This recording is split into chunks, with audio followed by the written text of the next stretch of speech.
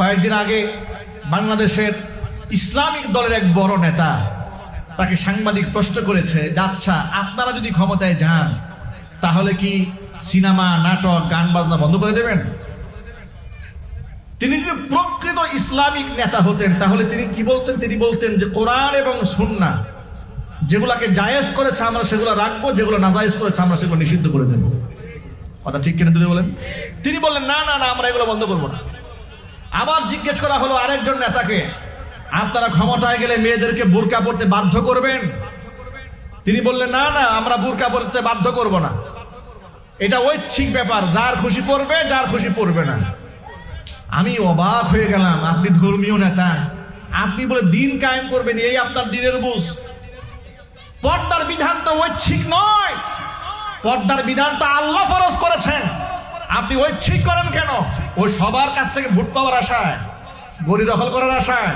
তাহলে এই বক্তব্য প্রমাণ করে যিনি এই জবাব দিয়েছেন যে আমরা ক্ষমতায় গেলে নারীদেরকে বোরকা বাধ্য করব না, ঐচ্ছিক রাখবো, তিনি ধান্দাবাজ।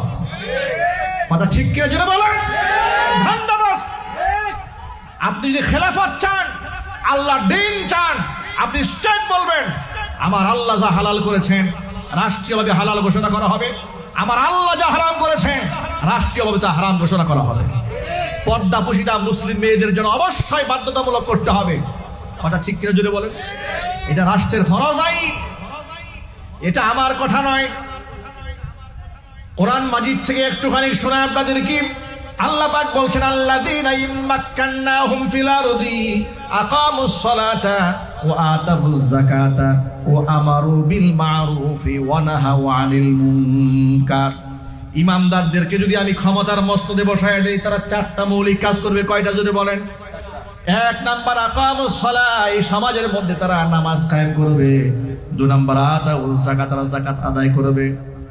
তিন নাম্বার আমারু বিল মা'রুফ, মানুষদেরকে সৎ কাজের আদেশ দিবে। চার নাম্বার অসৎ কাজ থেকে মানুষদেরকে নিষেধ করবে। তাহলে মুসলিম মেয়েদের পর্দা ছাড়া চলা, এটা কি সৎ কাজ না অসৎ কাজ? আরো জোরে বলেন।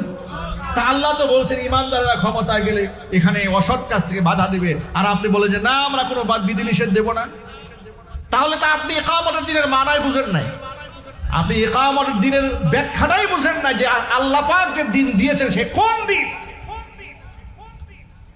সমস্ত ইসলাম যা হালাল করেছে রাষ্ট্রীয়ভাবে হালাল ঘোষণা করা হবে, ইসলাম যা হারাম করেছে রাষ্ট্রীয়ভাবে তা হারাম এবং নিষিদ্ধ ঘোষণা করতে হবে। যেমন আমাদের দেশে দুঃখজনক বাস্তবতা লক্ষ্য করেন, 90 থেকে 92% মুসলিম অধ্যুষিত এই দেশে রাষ্ট্রীয়ভাবে মদের লাইসেন্স দেওয়া আছে। নাউজুবিল্লাহ পড়েন। অথচ এই মদ আল্লাহ 1000 বছর আগে হারাম ঘোষণা করে দিয়েছেন, অথচ রাষ্ট্র তাদেরকে জায়েজ বানিয়ে দিয়েছে। বিভিন্ন যুক্তি তর্ক এখানে স্থাপন করা হয়েছে। আমার বক্তব্য ক্লিয়ার, খেলাফত কায়েম হয়ে যাবে। মদ যেটা 1000 বছর আগে আল্লাহ রাব্বুল আলামিন কোরআন নাজিল করে, আয়াত নাজিল করে নিষিদ্ধ করেছেন, এবার সেটা সাংবিধানিকভাবে আইন করে রাষ্ট্রীয়ভাবে নিষিদ্ধ করার আইন করতে হবে। এটা হলো খেলাফত। এটাই হচ্ছে খিলাফত আলা মিনহাজিন নবুওয়াহ। নবী করিম সাল্লাল্লাহু আলাইহি ওয়াসাল্লামের রাষ্ট্র পরিচালনার আদলে রাষ্ট্র পরিচালনা করা। এখন আপনি বলবেন যে অমুসলিমরা আছে, হিন্দুরা আছে, বৌদ্ধরা আছে, খ্রিস্টানরা আছে, ওদের কাছ থেকে নিষিদ্ধ নয়। সেই ক্ষেত্রে বিধান কি? সেই ক্ষেত্রে বিধান হচ্ছে তারা শুধুমাত্র রাষ্ট্রের আইন মানতে বাধ্য, কিন্তু ধর্মীয় আইন মানতে বাধ্য নয়। কথা বুঝতে পেরেছেন? রাষ্ট্রীয় আইন মানতে বাধ্য, কিন্তু তারা আমাদের ধর্মীয় আইন মানতে বাধ্য নয়। সুতরাং অমুসলিমরা যদি বোরকাহীন ভাবে চলে এটা তার ব্যক্তিগত ব্যাপার, কিন্তু রাষ্ট্র যদি খেলাফত কায়েম হয়ে যায় তখন রাষ্ট্র তার নিজস্ব নিরাপত্তা বিষয়কে কেন্দ্র করে যদি জাতীয় করে ইউনিফর্ম ঘোষণা করে, অবশ্যই সেই ইউনিফর্ম তাকে ধারণ করতে হবে। তিনি তার ধর্ম পালন করবে, ইসলাম সেখানে বাধা দেবে না। কিন্তু ধর্মীয় অনুশাসনে তাকে বাধা না দিলেও রাষ্ট্রীয় আইন মানতে অবশ্যই তিনি বাধ্য। কথা ঠিক নেবে ঠিক জুড়ে বলেন। আচ্ছা, আপনাদেরকে একটু এক্সাম্পল দিয়ে বলি।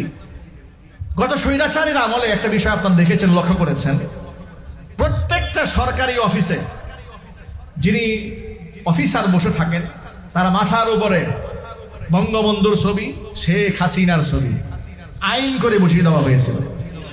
কথা ঠিক নেবে ঠিক? আমি আমার হৃদয়ে রক্তক্ষরণ হয়েছে। বিভিন্ন বড় বড় কাবিল মাদ্রাসায় আমি তাফসীর মাহফিলে দাওয়াত গ্রহণ করেছি, বড় বড় আলিম মাদ্রাসায়, দাখিল মাদ্রাসায় গিয়েছি।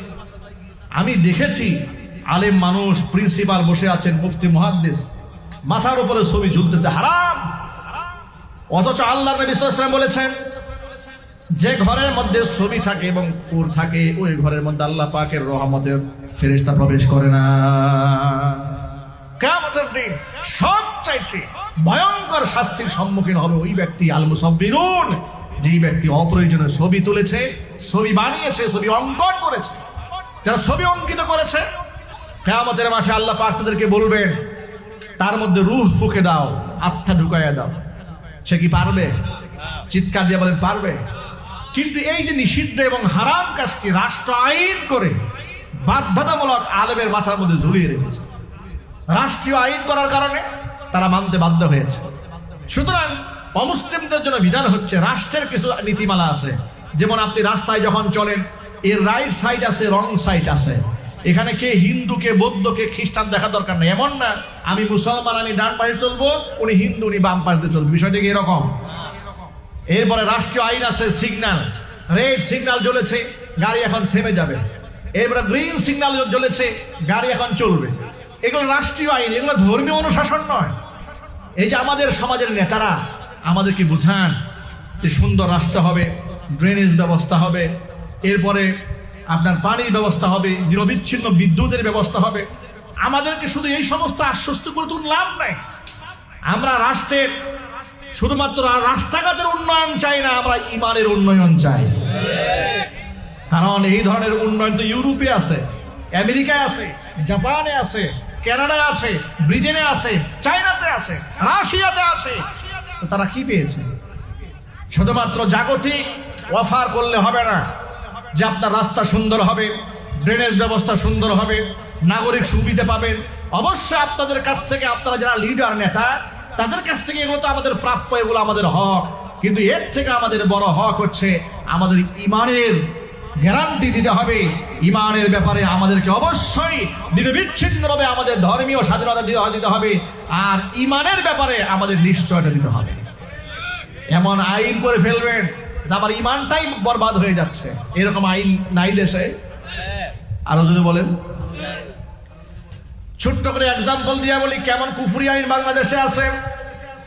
একটা মেয়ের 18 বছর হয় নাই, কিন্তু 17 বছর হয়েছে, বিবাহের উপযুক্ত হয়েছে, 16 বছর হয়েছে, বিবাহের উপযুক্ত হয়েছে, শরীর স্বাস্থ্য অবকাঠামো বড় হয়েছে, আছে না ভাই? গ্রোথ ভালো, দেখতে শুনতে ভালো, মাশাআল্লাহ, বিবাহের উপযুক্ত হয়েছে। বাবা মা নিয়ত করলো, আমার মেয়েটাই সমাজের এত ফিতনা হচ্ছে, বিয়ে দিয়ে দিই। কিন্তু রাষ্ট্রীয় আইনে বাধা আছে, না, বিবাহ দেওয়া যাবে না, বিবাহ দেওয়া যাবে না। 18 বছর পূর্ণ হওয়ার আগ পর্যন্ত বিবাহ দেওয়া যাবে না। ছেলে এই মুহূর্তে 21 বছর হয় নাই, 20 বছর হয়েছে, কিন্তু এখন যদি বিবাহ না দেওয়া হয় তার চারিত্রিক অবস্থা খারাপ হয়ে যাবে। বাবা মা সিদ্ধান্ত নিলে তাকে বিবাহ করা দরকার, খুব দরকার, কিন্তু রাষ্ট্র বলেছে না, হবে না। 21 বছর পূর্ণাঙ্গ হওয়ার আগ পর্যন্ত আপনি বিবাহ দিতে পারবেন না। তাহলে ইসলাম এই ব্যাপারে কি বলেছে শোনেন। হচ্ছে আপনাদের নবী করিম সাল্লাল্লাহু আলাইহি ওয়াসাল্লাম বলেছেন, সালাসুন লা তুআখিরহা, 3টা কাজে বিলম্ব করা যাবে না। 1 নাম্বার as-সালাতু ইযা আনাত, নামাজের ওয়াক্ত হয়ে গেলে বিলম্ব করতে পারবেন না। 2 নাম্বার ওয়াল জানাজাতু ইযা হাদারাত, জানাজা হাজির হয়ে গেলে বিলম্ব করা যাবে না।